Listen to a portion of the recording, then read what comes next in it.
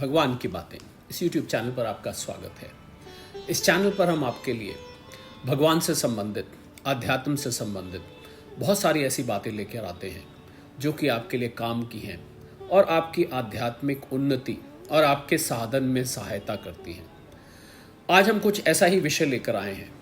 जी हाँ, अगर आपने सुना हो योलो, आजकल यंगस्टर्स बहुत प्रयोग करते हैं शब्द का, और ये कोई वर्ड नहीं है बल्कि एक एब्रिविएशन है, यू ओनली लिव वंस, जो कि ज़्यादातर आजकल यंगस्टर्स मानने लगे हैं। पश्चिमी सभ्यता का ये दिया हुआ सिद्धांत है कि आप ज़िंदगी एक ही बार जीते हैं। इनफैक्ट एक पिक्चर भी बनी थी, ज़िंदगी ना मिलेगी दोबारा। और ज़्यादातर लोग, हमने ये देखा कि आजकल यही बोलते हैं, आखिर एक ही तो ज़िंदगी है, आखिर एक ही बार तो जीना है, जो कुछ करना है इसी में कर लो। बस यहीं से ये सारा कैप्सूल ओरिजिनेट होता है। इसी बात को लेकर ये कैप्सूल ओरिजिनेट होता है कि जो लोग ये कहते हैं कि ज़िंदगी एक ही है, इससे ना पहले ज़िंदगी थी ना इसके बाद ज़िंदगी है। तो हम इस पर बात करने से पहले आपको एक परिप्रेक्ष्य में ले जाते हैं कि हमारे शास्त्रों में आस्तिक और नास्तिक में क्या अंतर है। आस्तिक उसको बोलते हैं जो जनरली लोग मानते हैं कि जो भगवान को माने वो आस्तिक और जो भगवान को ना माने वो नास्तिक, एथीस्ट और थीस्ट।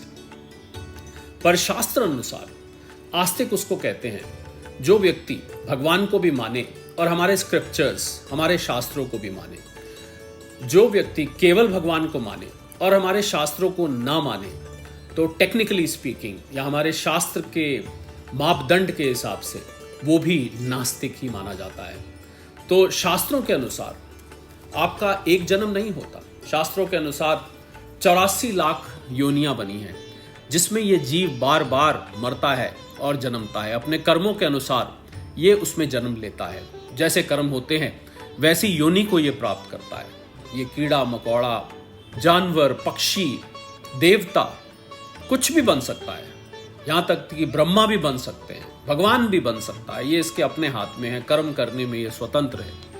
तो क्या ऐसी चीज़ है जो हम योलो वाले सिद्धांत को अगर गलत प्रूव करें, या जो लोग ये बोलते हैं कि ज़िंदगी एक ही बार मिलती है उसको गलत प्रूव करें, या हमारे शास्त्र में कैसे पता लगता है कि ज़िंदगी एक ही बार नहीं मिलती बल्कि आपका बार बार जन्म मरण होता है। ये व्यक्ति मरकर फिर किसी दूसरे गर्भ में जाता है और वहाँ इसका फिर जन्म होता है, जैसा कि अभी बात हुई कि कर्मों के अनुसार। तो बहुत सारी ऐसी चीज़ें हैं जो ये सिद्ध करती हैं कि इसका फिर जन्म होता है। और अगर ये माने कि फिर जन्म नहीं होता, तो ये कैसे प्रूव करेंगे कि एक छोटा सा बच्चा, न्यू बॉर्न बेबी, एक झोपड़ी में पैदा होता है जहां उसको पैदा होते पिलाने के लिए दूध भी नहीं है, पहनाने के लिए कपड़े भी नहीं है और उसकी देख रेख करने के लिए भी कोई साधन उपलब्ध नहीं है। तो छोटे से बच्चे का क्या कसूर है? ऐसा ही छोटा बच्चा एक बड़े इंडस्ट्रियलिस्ट के घर में, एक बहुत अमीर व्यक्ति के घर में जन्म होता है, जहां पैदा होते ही उसके नाम करोड़ों अरबों रुपए की जायदाद बाय डिफॉल्ट हो जाती है। उसको हर तरीके की सुख सुविधा मिलती है।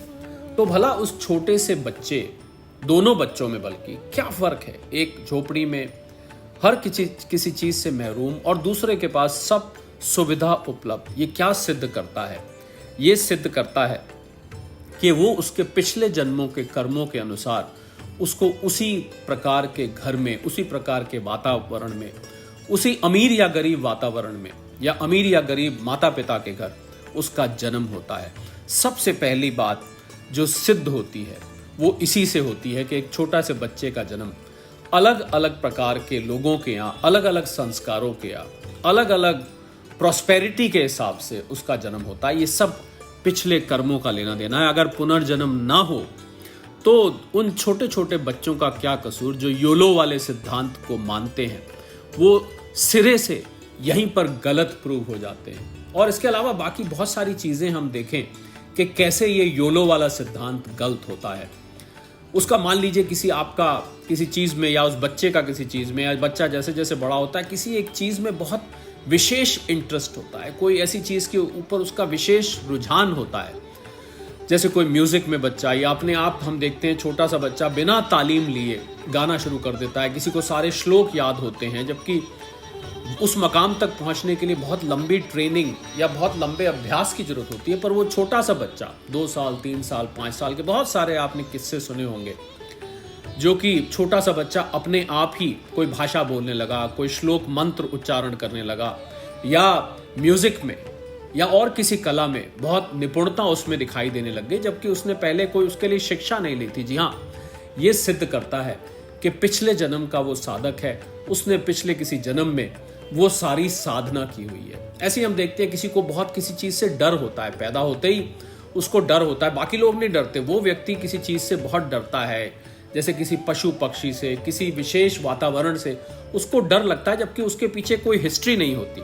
जी हाँ, हिस्ट्री होती है, उसके पिछले जन्मों की हिस्ट्री होती है, जिसके कारण उसे किसी एक वस्तु से, किसी एक प्राणी से, किसी एक परिस्थिति से खास डर लगता है, जबकि दूसरे लोगों को उन्हीं चीज़ों से डर नहीं लगता। ये भी सिद्ध करता है कि पिछले जन्म के संस्कार काम कर रहे होते हैं। और इसके आगे हम और भी चीज़ें अगर जाएं तो किसी किसी को बहुत विशेष प्रकार के स्वप्न आते हैं। हमने देखा है कि बहुत सारे लोग एक विशेष प्रकार के स्वप्न का जिक्र करते हैं कि बार बार हमको वही स्वप्न आता है, बार बार वही चीज़ स्वप्न में आती है। ये भी सिद्ध करता है कि पिछले जन्मों के कुछ ऐसे कर्म, कुछ ऐसे संस्कार, कुछ ऐसी घटनाएं हैं जो कि उसको इस जन्म में याद आती हैं या इस जन्म में वो अपना प्रभाव दिखाती हैं। ये सिद्ध करता है कि पहला कोई जन्म था, पहले वो व्यक्ति जिया था। इसके आगे हम जाएं तो किसी एक जगह, किसी एक स्थान के प्रति किसी व्यक्ति का विशेष अट्रैक्शन होता है, बार बार उसका वहां जाने को मन करता है, जबकि उसका इस जन्म में उसका उस स्थान से कोई कनेक्शन नहीं होता। ऐसा भी सुनने में आता है कि कोई व्यक्ति ढूंढता ढूंढता ऐसी जगह पहुंच गया जो कि उसने कभी देखी नहीं थी, कभी सुनी नहीं थी, पर वो ढूंढता ढूंढता वहां पहुंच गया और उस स्थान की तरफ उसका विशेष खिंचाव देखा गया। तो ये क्या बताता है कि उस व्यक्ति का पिछले जन्म में उस जगह से कोई ना कोई कनेक्शन रहा होगा, तभी वो व्यक्ति उस जगह की ओर गया, तभी उसका वहां पर खिंचाव हुआ। और ये भी देखा जाता है किसी विशेष चीज के प्रति वो व्यक्ति बहुत ज्यादा अट्रैक्ट होता है। स्थान ना भी हो, कोई ऐसी चीज हो जिसके प्रति वो विशेष अट्रैक्शन है, उसको अनायास ही वो चीज अपनी तरफ खींचती है, जबकि उसका इस जन्म में उस वस्तु से पहले कोई कनेक्शन नहीं रहा होता। तो पिछले संस्कारों से, यानी कि पिछले जन्म के संस्कारों से या पिछले किसी जन्म के अनुभव के कारण उस व्यक्ति का उस वस्तु के पीछे, उस परिस्थिति के पीछे बहुत ज़्यादा खिंचाव रहता है। और ऐसा भी देखा गया है कि कुछ लोग किसी होने वाली घटना को, बहुत सारे आपने किस्से सुने होंगे, वो उसको प्रिडिक्ट कर देते हैं, जबकि ना वो कोई ज्योतिषी हैं, ना उनमें कोई सिद्धि है, पर वो उस घटना को ऐसा लगता है कि उनको पहले से पता था कि ये घटना होनी थी। जी हाँ, ये भी पिछले जन्मों के संस्कार होते हैं। तो जिन लोगों को पिछले जन्म पर यकीन है, जो ये मानते हैं कि हमारा पुनर्जन्म होता है, हम बार बार मरते हैं, बार बार पैदा होते हैं, और जिनको इस पर पक्का यकीन है, वो इन सब बातों को सुनकर हैरान नहीं होते।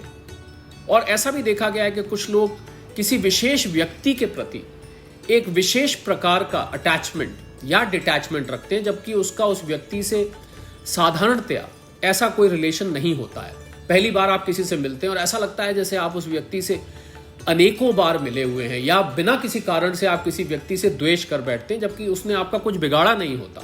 और जिस व्यक्ति से आप मोह करते हैं, प्रेम करते हैं, या आपका खिंचाव होता है, उस व्यक्ति ने आपका कुछ ऐसा नहीं किया होता जो आपके लिए अच्छा हो। जी हाँ, ये भी ये सिद्ध करता है कि पिछले किसी जन्म का कनेक्शन है।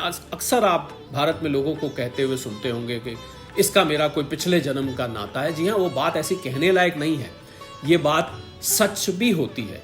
और आगे जाएं, हालांकि इस डिस्कशन को तो बहुत लंबा ले जाया जा सकता है, पर आपकी मान लीजिए कोई ऐसी आदत है जिस आदत का आपका इस जन्म से कोई संबंध नहीं, मतलब आप ऐसे कोई वातावरण में नहीं पले बड़े हैं जहां पर आपको वो आदत पड़ जाए, या वो आपको वो बार बार करने का मन करे या बार बार ना करने का मन करे, तो ये आदत भी पिछले संस्कारों से होती है। बहुत सारे किस्से सुनने को मिलते हैं। ऐसा भी सुनने में आया कि एक इंग्लैंड की लड़की जिसका इलाज चल रहा था, बहुत तेज बुखार था, उसने कभी फ्रेंच नहीं पढ़ी थी, ना ही उसने कोई फ्रेंच किताब पढ़ी थी, ना उसने कोई फ्रेंच की क्लासेस अटेंड करी, उसको फ्रेंच बिल्कुल नहीं आती थी, परंतु तेज बुखार में वो इंग्लिश लड़की फ्रेंच बोलनी शुरू हो गई।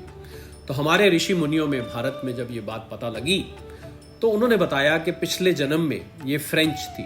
तो क्या सिद्ध होता है कि पिछले जन्म के संस्कार किसी विशेष परिस्थिति में अंकुरित हो जाते हैं, वो फूट पड़ते हैं और उस व्यक्ति को वो पिछले जन्म की याद या पिछले जन्म की कोई आदत या पिछले जन्म के किसी व्यक्ति के पीछे खिंचाव या किसी व्यक्ति के प्रति द्वेष या पिछले जन्म से संबंधित कोई स्वप्न, ऐसी अनेकों चीज हैं जो सिद्ध करती हैं कि ये योलो वाला सिद्धांत कतई स्वीकार नहीं किया जा सकता। ये हमारे शास्त्रों के विरुद्ध है और ये व्यक्ति को नास्तिक बनाता है। जो व्यक्ति सोचते हैं मंदिर जाके भगवान के आगे हाथ जोड़ते हैं पर हम योलो मानते हैं, यानी यू लिव ओनली वंस, तो वो लोग अंततः नास्तिक कहलाएंगे, क्योंकि वो शास्त्रों को नहीं मानते, हमारे स्क्रिप्चर्स में जो सिद्धांत लिखे हैं उसको वो नहीं मानते। बल्कि अगर ऐसा कहा जाए कि वो सनातन धर्म को नहीं मानते तो ये भी बहुत गलत नहीं होगा। इसलिए जो भी युवा आज इस कैप्सूल को सुन रहे हैं उनके लिए संदेश है कि अगर आप सचमुच हमारे शास्त्रों को, हमारे वेदों को, पुराणों को, अनेकों शास्त्रों को अगर मानते हैं तो आप आस्तिक कब कहलाएंगे। और इस योलो वाले सिद्धांत को लेकर जिंदगी ना जिए, क्योंकि इस सिद्धांत का एक नुकसान और भी है कि व्यक्ति कर्म करते टाइम ये सोचता नहीं कि मुझे पाप करना है या नहीं करना, क्योंकि जब वो कहता है जो कुछ करना है इसी जन्म में करना है, इसके बाद तो जिंदगी ही नहीं मिलनी, तो वो व्यक्ति पाप का आचरण करने से कतराता नहीं है, घबराता नहीं, क्योंकि उसको तो फल ही नहीं, उसको तो ये मानता है कि फल ही नहीं मिलना, मेरा तो अगला जन्म ही नहीं होना। तो इसलिए वो पाप करने से कतराता नहीं है। वो इस जिंदगी में बस मौज मस्ती कर लो, इस सिद्धांत पर अपनी पूरी जिंदगी जीता है। तो हमने देखा कि योलो सिद्धांत को फॉलो करने वाले, यू लिव ओनली वंस, या जिंदगी एक ही होती है, या जिंदगी अब नहीं मिलेगी दोबारा, वगैरह वगैरह, इस सिद्धांत में मानने वाले लोग पाप भी ज्यादा करने लगे हैं। बस यही संदेश आपको इस कैप्सूल के माध्यम से देना था। फिर आपसे जुड़ेंगे, फिर किसी कैप्सूल में कोई ऐसी ही इंटरेस्टिंग काम की बात अध्यात्म से संबंधित, भगवान से संबंधित लेकर। तब तक के लिए सादर प्रणाम।